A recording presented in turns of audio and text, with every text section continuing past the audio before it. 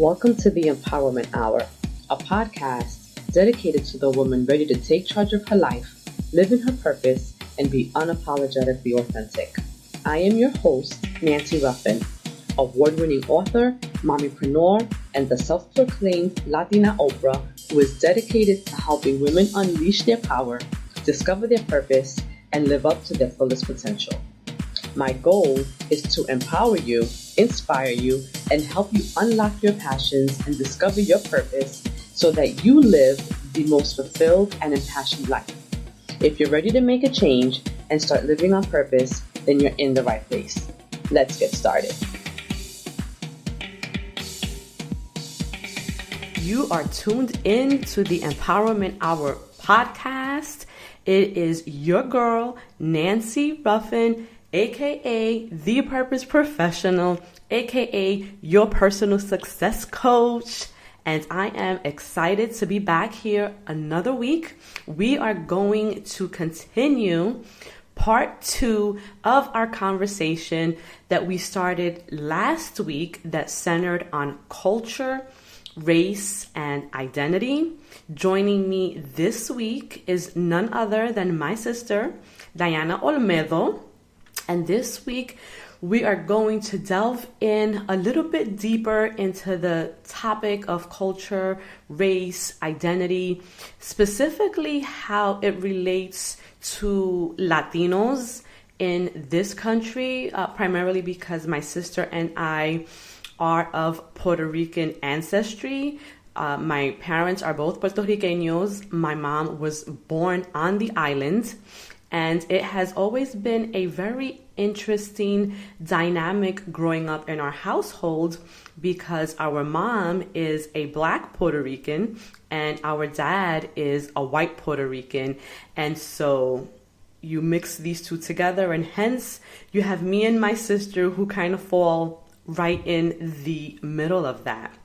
And so we're going to get into the results of her ancestry DNA test, which I found really interesting because I was a bit surprised at the results and about our ancestral breakdown. And so today's episode is going to be a little different in that we're also going to be broadcasting live on Instagram. So bear with us if the audio does not sound 100% great or not what you're used to, but I really wanted to do a live because I wanted to give you all an opportunity to kind of engage with us as we're discussing this. So make sure that you give us your feedback, any questions, comments. We are super excited to be doing it this way. This is actually a first for me. And so if this works out, there will be many more Instagram live podcasts. So sit tight, stay tuned, and let me patch in my sister. And if you're watching us live on Instagram, let us know. So I am back, and joining me this week is none other than my sister, Diana Olmedo, and we will be continuing our conversation on culture, race, and identity that we started last week. So Dee, I guess, how was the conversation for you that we had last week? Like, how did you feel about the things that we discussed? And I guess for those of you who didn't have an opportunity to tune in, give me a second, I just wanna. All right. So for those of you who didn't have the opportunity to listen to last week's episode, what we mostly spoke about was our own personal experiences with race and the fact that in our household, our mom is actually a Black Puerto Riqueña and my dad is a white Puerto Rican, and yet we never really had. But why you said it like that? What? Like what? My mom is a Black Puerto Riqueña, but my mom's a white Puerto Rican. I don't know.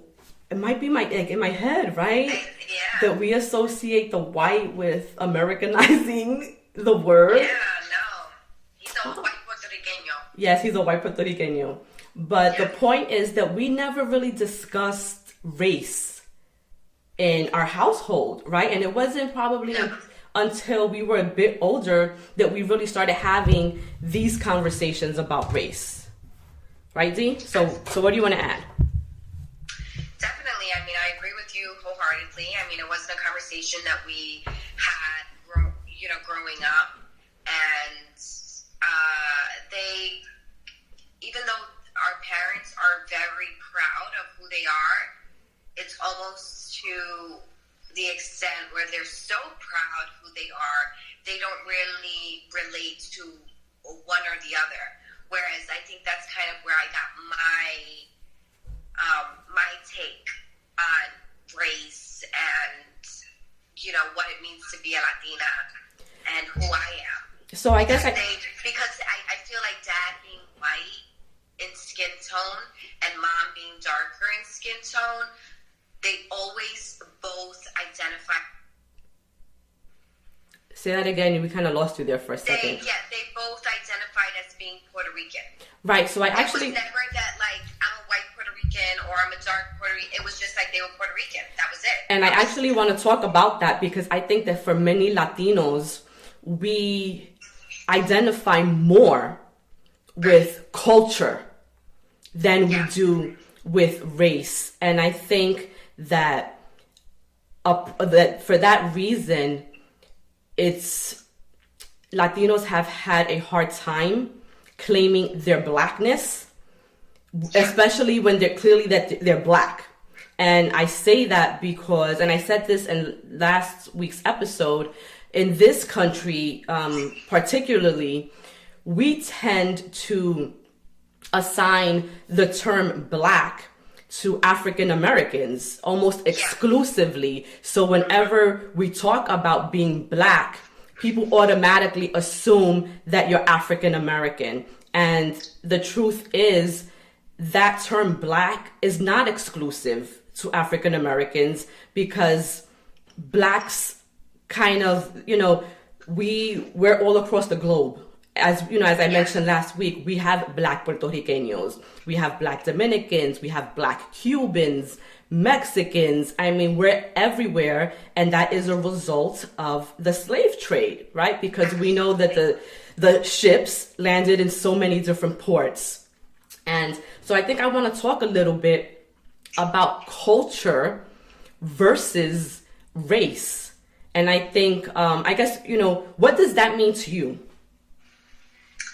I believe that we went into it a little bit last week, and I'm still firm in what I believe in race and culture is to me.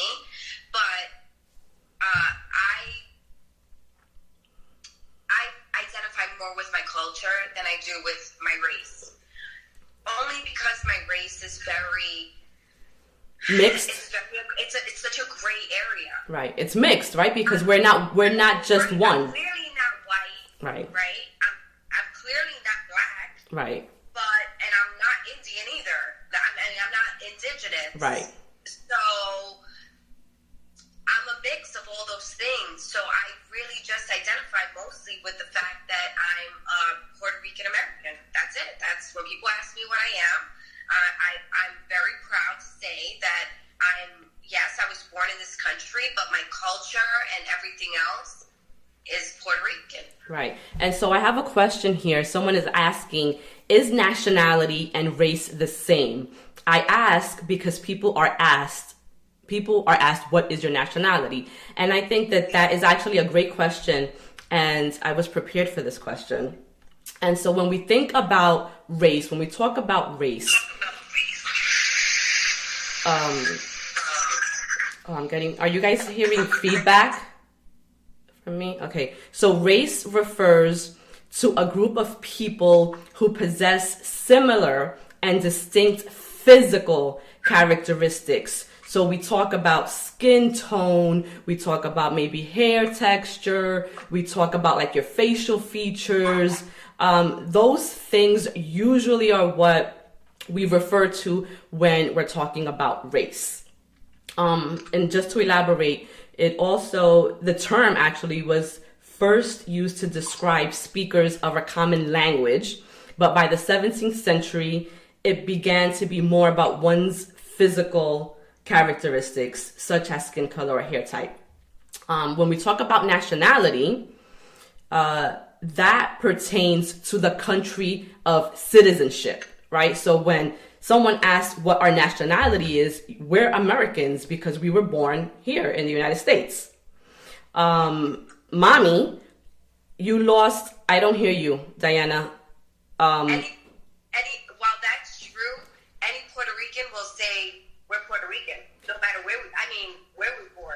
Well, this is true, but when you think about what nationality means, it means the nation that you are a citizen of, where you were born, really. I mean, and I think nationality Puerto Ricans can claim that, I think, to a certain extent, because they are citizens of the United States.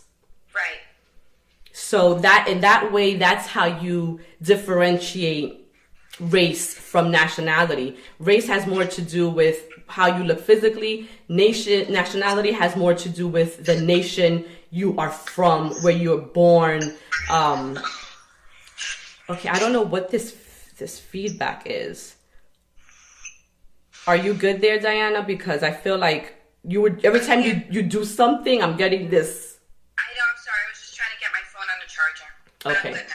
Okay. And so I guess to kind of further elaborate on that discussion, we can also talk about culture and what that means. And I think that for many Latinos, that is where what we really hold on to, the culture, our beliefs, our customs, our language, the food that we eat, and the traditions that we have created as a people, right? We know that there are certain customs that are specific to Puerto Ricanos. Yes. So, I mean, is there anything that you want to add? Because I feel like I'm bombarding this whole conversation. Yeah, no. I mean, I agree with you in the fact that we as a people, I do feel that we identify mostly with our culture and race. I mean, at the end of the day, there are only three races. There's black, there's white, and there's Asian. Right. And it sucks because we just don't fall. I mean, well, we fall in between, not the Asian so much, but mostly between the black and the white. And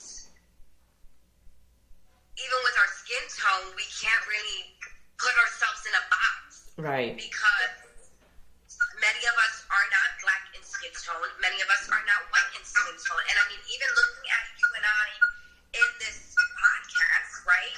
While you said, like, maybe I favor more to European, I'm darker than you.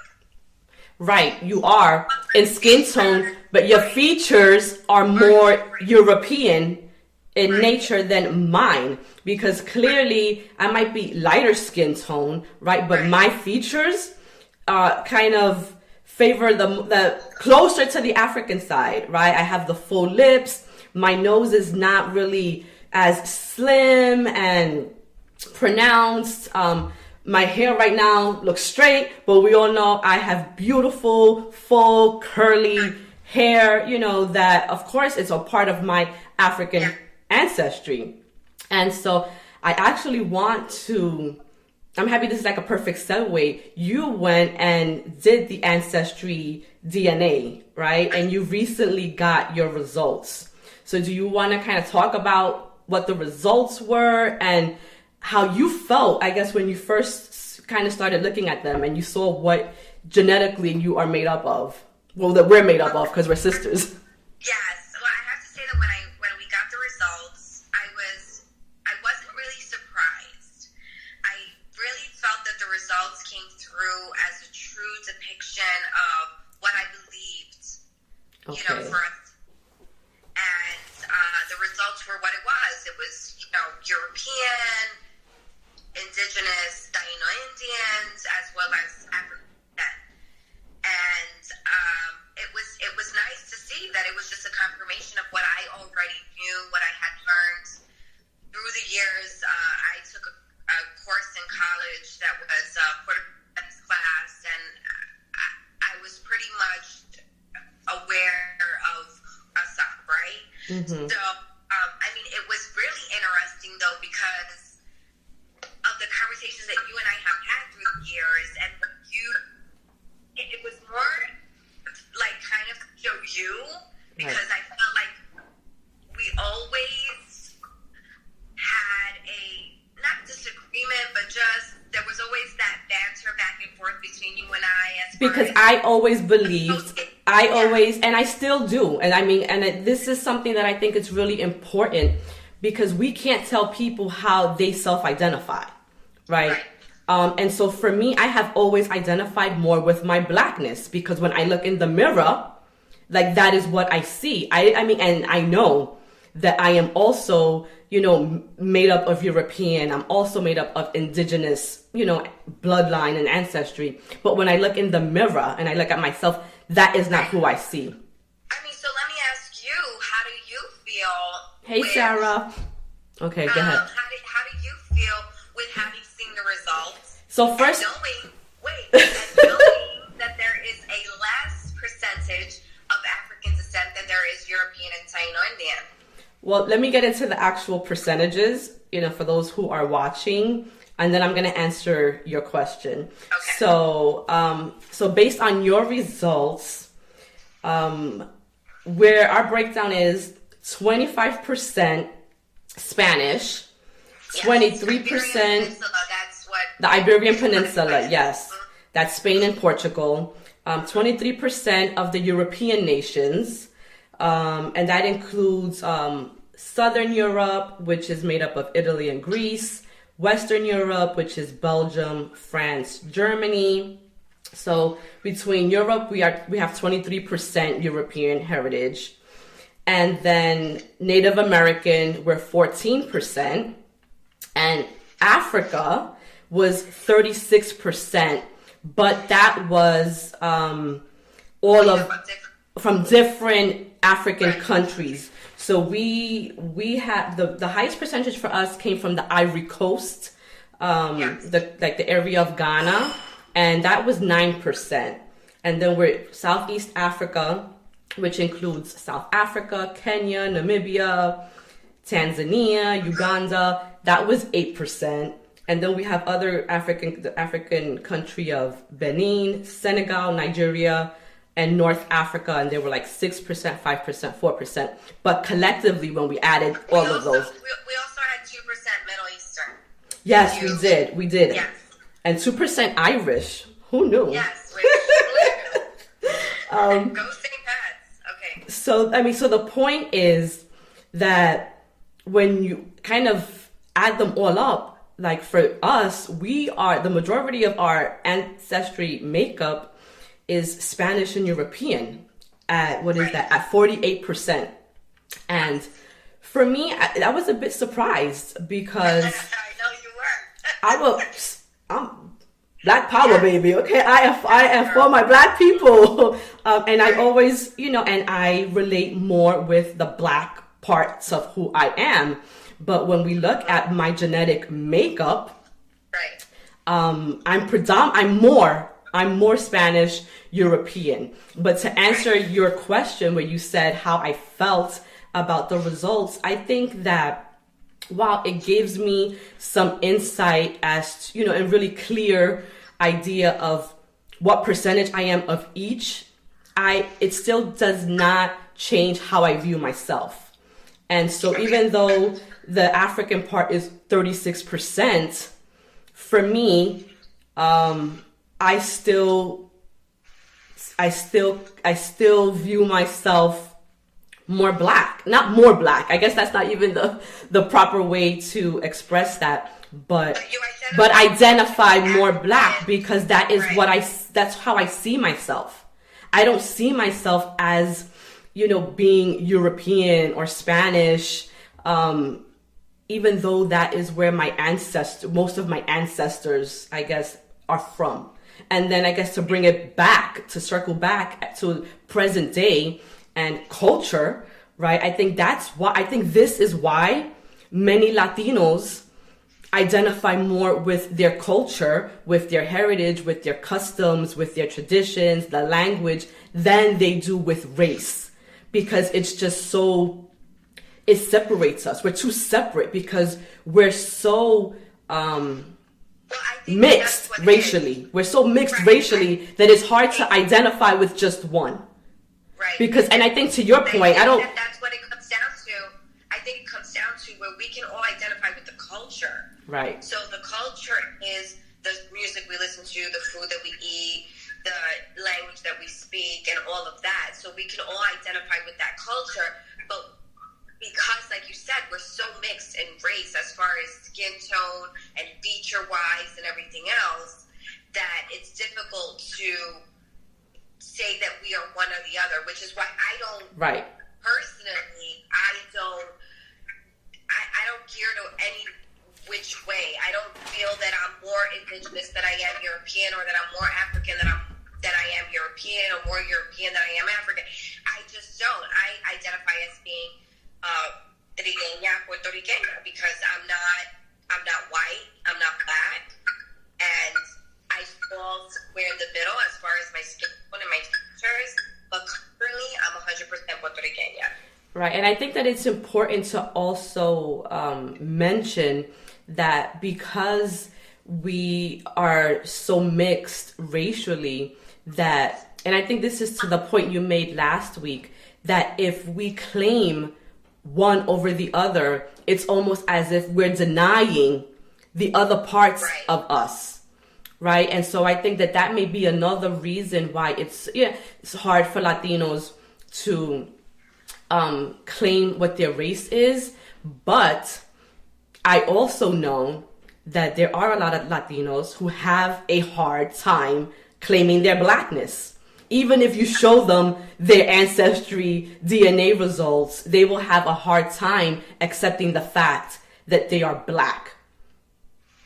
But I think, and we touched upon it last week, and I think that that's wholeheartedly because of the correlation between African American and black. Mm-hmm. One meaning the other, and those being interchangeable. Because, we have talked about this in length because of our own mother, who is dark in skin, and she, till this day, will say she is a dark-skinned Puerto Riqueña. Right. She will not claim being black anything. That's only because when, in her mind, having grown up in New York, through the 60s, the 70s, the 80s, black was kind of assigned to African Americans. Right. And she is not, and she will never identify as being African American. Right. Whereas she will admit to the fact that, yes, clearly there's African descent because she's dark in skin tone, but it's a mixture, and she understands that. So she's never going to claim just her African side, never claim her European side, because her features and her skin tone don't correlate with that. So, it's interesting because what I want to do now is share some of the feedback that we have been getting this past week from those who listened to our episode last week. And I'm not going to say who sent these messages just because I'm not sure if they want me to share them or not. So I'm going to keep it anonymous. But one listener was talking about the fact that her husband is a Black Dominican, and he has a really hard time saying or accepting that he's Black. So I'm just going to read some of the messages that she sent to me. So she goes, she wanted us to talk more about how mom accepted her Blackness, because that's what we talked about in the last episode. She's like, how do you enable her to realize that, yes, we have African roots? I want you to, wait. You put a mirror up to their face and you say, sweet, there is Black in you. Right. In your ancestry. And then, really, is it that simple, right? You look at yourself, and your color had to come from somewhere. The Blackness didn't come from white people. Absolutely. And I think, and you know what, it's so funny, but I think it's almost teaching them the difference, right, between race and culture. Right. And understanding that no one is telling you you that because you are dark in skin, that you are black culturally. We understand that you are Cuban, that you are Dominican, that you are Puerto Rican, that you are Brazilian, that you are, all these different cultures and nationalities, right? So let me just, before you continue, let me just read the definition of what culture is again, because I think people get that confused. And so culture is the way of life that consists of the general customs and beliefs of a particular group of people. It generally means the non-biological or social aspects of human life, which is basically anything that humans learn in society. It's a bit similar to ethnicity, but is often used to refer specifically the symbolic markers used by ethnic groups, Puerto Ricans, to distinguish themselves visibly from each other, right? So we know culturally, I think the next Latino group that's really closest to us in culture would be Dominicans. Yes. Like culturally, and Cuban, yes. Like we're like brothers and sisters, really, when you think about it, except that we live on different islands. But our food, the music, our traditions, our customs are very much aligned, and so culturally we're really close, but there's still little things that make us different. Right, which is, someone is asking, is culture and nationality the same thing? And I think that's where you kind of fall into the difference, right? Where culturally, we're more or less the same, where we eat the same food and we make music, all those things, but we are from different nations. Right. And that's the difference. Yeah. That's a perfect explanation for that. So I just want to kind of continue to what she was saying, this listener, because what she says, I think, is what confuses a lot of people who have a hard time claiming their blackness. So she says, I want you to know that I'm talking to my husband about this, and he says he gets what Diana is saying. He says that he believes we have African American in us, but that's not the only thing. Exactly. And so that was what I said, and I think it's because they misunderstand, or they have programmed their minds to hear just one thing. And that was not what we're saying at all. And so what I replied to her was, Diana nor I are saying we have African American in us. In fact, we are not African Americans at all. We have African roots, meaning blood from the country of Africa, like the continent of Africa and the countries that reside in that continent. So I said African, like the Africans that went to Puerto Rico on the slave trade. Those same Africans didn't migrate to America. Right. They were there, and that's right. But those Africans were brought to America, and in that respect, they became African American. Yes, right. What we have is African Puerto Rican. Right. Exactly. Yes. Rico, right. And so I think it's important to almost clarify that African American is also a culture in itself, an ethnicity based upon the customs and traditions and culture of the United States of America. Right. Especially, really, when you think about it, right? When you think of African Americans, the African Americans that came and that were in that slave trade, we don't have the same, which is where the difference comes in, right? Right. Most eat certain foods, they identify with a certain culture, right. All of those things that we don't identify with. Right. Because we're not African American and we're not of African American descent. Right. We are of African descent, where you do hear it in the rhythm of our music and other things, and those things will cross cultures. They cross cultures. Right, but by no means is it one and the same. Right. So I'm going to share another comment that another listener shared, and she's like, Love this conversation. There is so much that goes along with this topic. From a personal perspective, once I moved out of New York, I noticed a lot of America doesn't really know Caribbean Latinos. Too much to type because I can get really deep with this. I learn to educate people along the way when I get asked my ethnicity.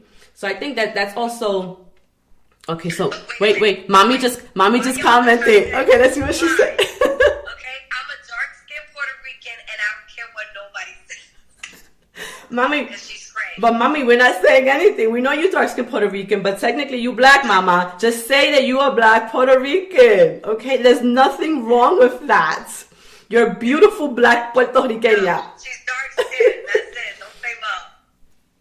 I mean, if you, she's so funny.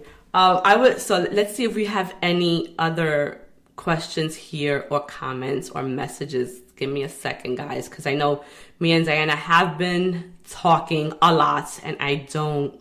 Okay, so Samantha asks, is race solely physical attributes? And I think that for the most part, yes, because when you think about the three races, and I was doing research on this before I came on here because I didn't want to seem like I was not up or I wasn't knowledgeable on this. But when you what I learned was that they classify the races really as Anglo, Mongolian to and that is to describe like the Asians, like Koreans, those kinds, and then the Negroid, and that encompasses the dark people.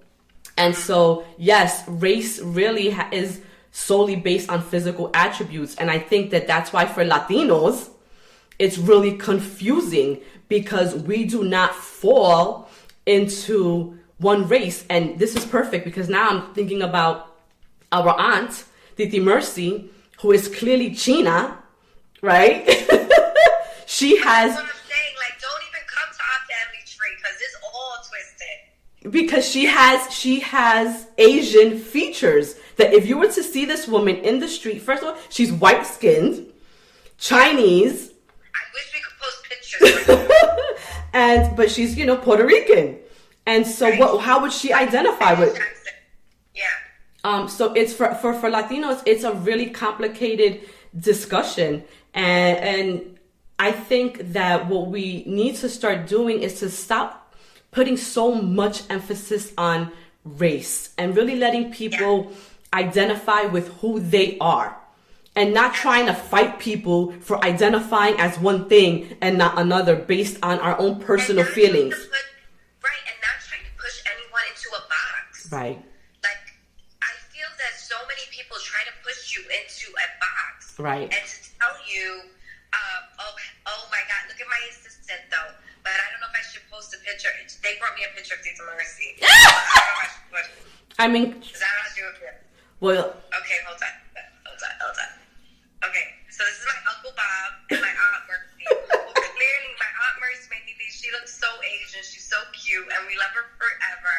But yes, she clearly looks Asian. She's, beautiful, but she has those chinky eyes. Right. Can't deny that. So it's interesting, this conversation. This is something that is had all the time amongst, I think, Latinos, and a few months ago, I was part of an event that I helped put together, and we had a panel that was talking about the black-brown kind of divide, right? And when we talk about that, it's about Latinos and their blackness, but then also how sometimes in us claiming our blackness, some African Americans have a problem with us claiming black. Right. And that was what that panel discussion really was about. And I think that in that way, race is also used to divide people that have the same ancestral history. Yes. Right. And that also because in this country, so not we have assigned the term black exclusively to African Americans. And so for them... And you know what's crazy is that, even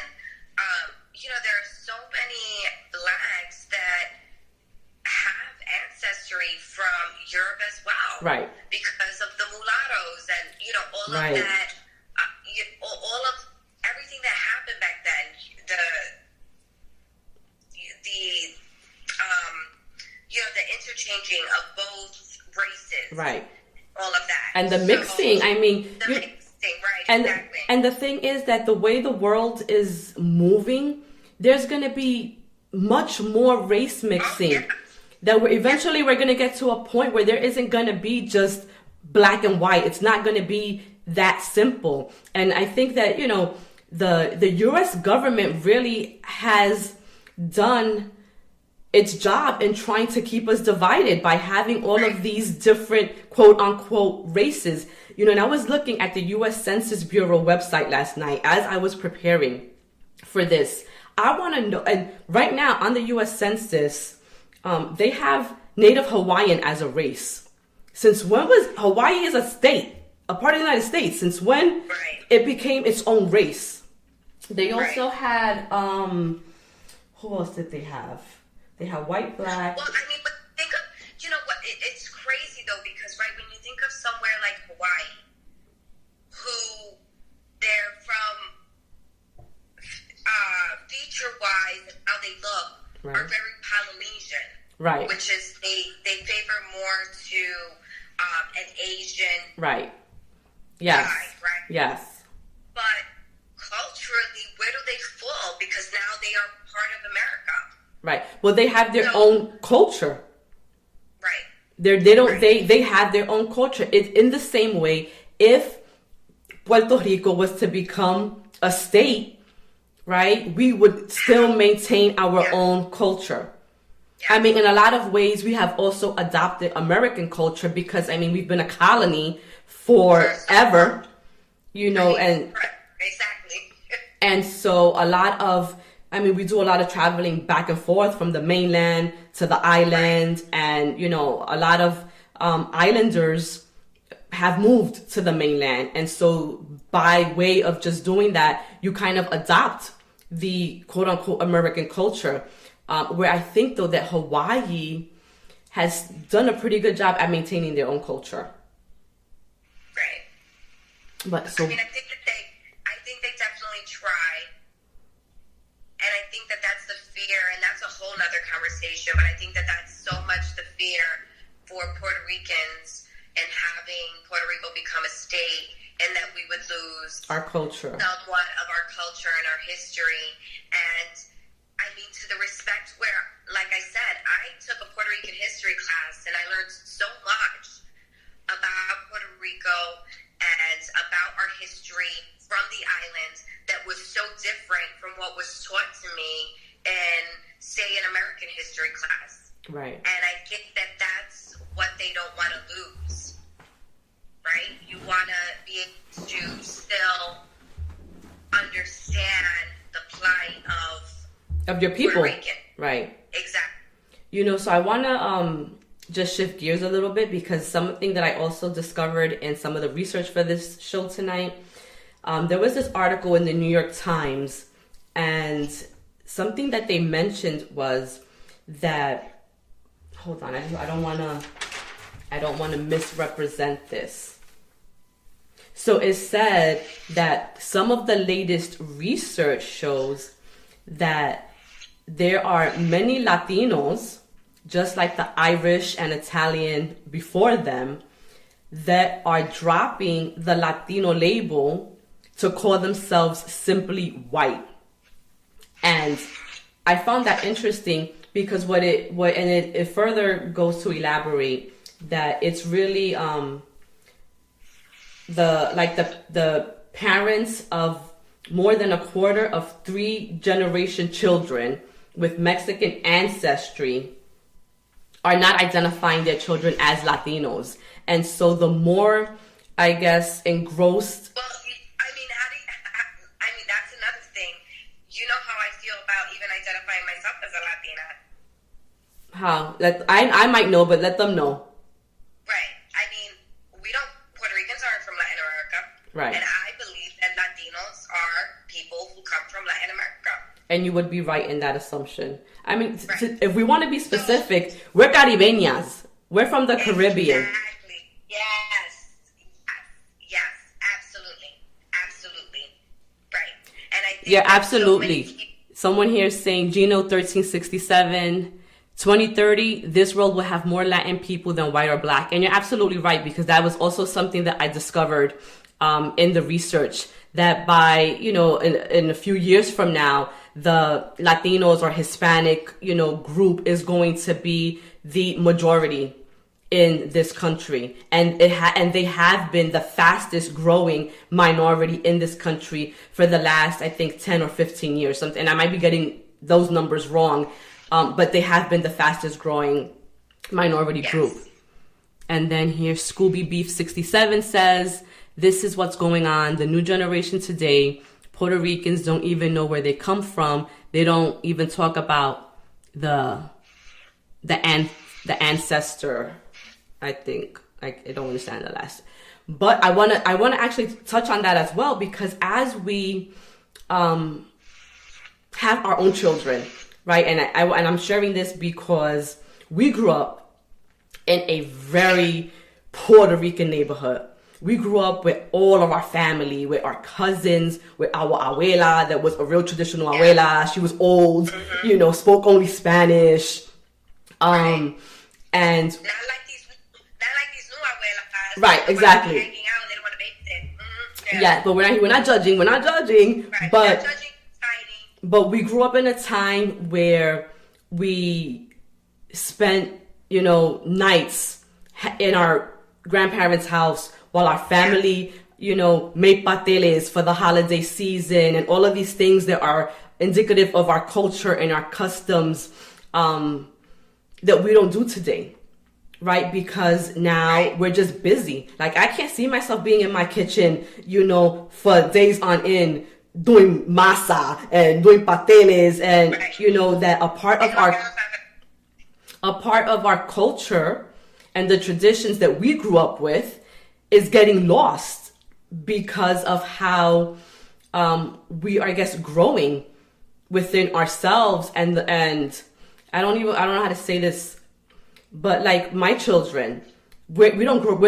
I don't live in a predominantly Puerto Rican neighborhood, right? So they're not seeing or being surrounded by people who necessarily look like them or have their culture. We're now having a mix of cultures, and I do my best to make sure that they maintain their Puerto Rican culture and heritage. But at some point, I think that's gonna die down. Like when they have their kids and their kids have their kids.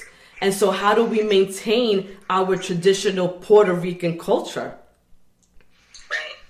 I mean, it's a struggle.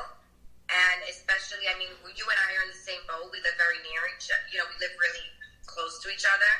And the demographic that makes up our neighborhoods is pretty much the same. I do it by just pushing it and throwing it on them the way it was thrown on us. We only listen to predominantly Spanish music when we're in the car. Right. And they'll be annoyed. It's so funny. We were in the car yesterday, and my kids were able to sing along to Spanish songs. And it made me feel good, because I was like, okay, at least they're getting this part. At least they understand what it is to eat the food, to hear the music, to do all those things. So, but I agree with you. I agree with you that as our cultures keep intermingling, a little bit gets lost with each generation. Right.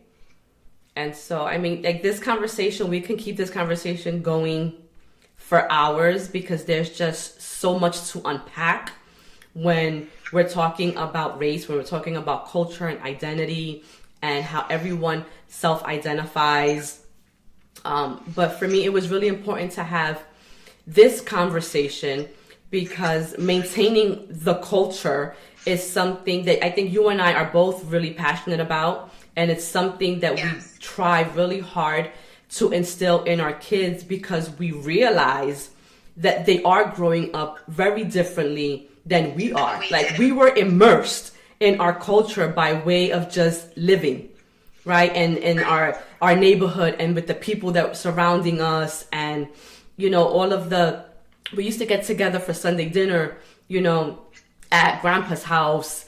And that in itself was just a really strong reminder of like our roots and how Latinos really value familia and how we put our grandparents on pedestals. Like, like they are the matriarchs and patriarchs of our family.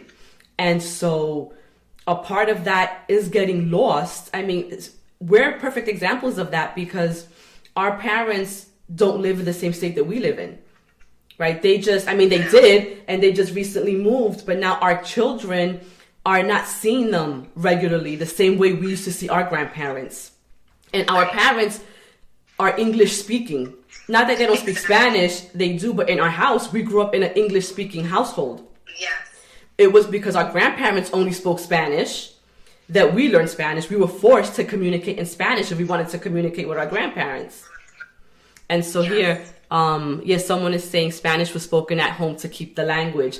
And I think, and that's to your point, Diana, where you're playing the music in your car because you want to maintain the language somehow. Because even though we're not speaking Spanish in our household, we want to make... Okay, so we do have someone here, Scooby67. Can I ask you something, sweetheart? Do you know your real history from the beginning of time, of our history, Puerto Rican history? Do you really know? Because I do. This is someone who I think identifies as being Indian, he says. Right. Whereas, I think that we are pretty aware of our indigenous roots. Our history and our indigenous roots, but we cannot disclaim that the Taino Indians were almost obliterated. Right. On the island when the Spaniards conquered it. Right. Conquered it, and they brought with them those African slaves, right, which is the intermingling of everything that makes us up. So I think we are pretty aware of what that is. I mean, it's crazy. You identify yourself. People can identify themselves as Indians, but then why do you speak Spanish? Right. Right? Why are there parts of the African culture that are engrossed in what make us up and what our culture is? It's all those things. And I think that what I've always tried to say, and I think that what we agree on, both you and I, Nancy, is that we are made up of these three different things. Right. And I also, I don't want to discredit Scooby Beef 67 because this is, again, what I'm saying. We have no right to tell people how to self-identify. Exactly. I agree. And so, but you have to also, like, the history is the history. You can't negate the fact that the Spaniards and the Europeans came to Borinquen. That's what the island was called at the time. They changed the name of Borinquen to Puerto Rico because to them it was rich port based on the riches that the island had and was providing for them. And so we know that the native people of Borinquen were the Taino Indians. But like you said, when they came, they brought the Africans with them. And it was that intermingling that has resulted in who we are. And I think that your DNA, wait, I don't know if he joined after the DNA results, but it's reflective in our ancestral breakdown and, the percentage of Spaniard European we have in our blood and the percentage of Indian we have in our blood and the percentage of African. So I'm sorry, go ahead. And you know what's crazy, and I think that what's difficult for people to wrap their heads around, which is why I think some people want to identify more with their African portion, is because the Tainos, like I said, were conquered by the Spaniards. The Africans were conquered by the Spaniards. And it's almost like we're going to go for the underdog. Right. Right? Right. Because the Spaniards, in a way, are looked at as in a negative way because they were conquering over other, these other people that were either indigenous to the islands, as well as you draw from Africa against their will. Right. So I think that's why some people just don't want to claim their Spaniard side or their European side, right, because of that. Right, because it's almost like that, the colonization of exactly. our people, right? I mean, we are hybrids of these three races, but because we were a conquered people, because someone came to our island and basically stripped us of everything that we had, right? And so we know they intermingled races, not because the Taína women, wanted to be with these men, but it was really likely that they were raped, right? And taken advantage of. And then what resulted was pregnancies, and so all of these, babies were being born. And then, as you mentioned, eventually the Taino Indians became extinct, and now all you have was this intermingling of these races, and the natives are no longer there. Because even I think up to now, I don't personally know any native Tainos. Right. And not saying that they don't exist, I just don't know any. Not even on the island. Right. So. Whereas, you do see native, Chappaqua, like all type of, Native Americans right. to America, but there's no, please correct us if we're wrong, but there's no reservation on on the island of Puerto Rico of Taíno. Right. So. My family are from VA case, and they're still there. So Scooby Beef, I guess, is your family, are they Taínos? Because you might be the first one that we know then. Right. And because we're not negating our indigenous side by no means. No. God bless your grandmother. Wow, she is 109 years old. Amazing.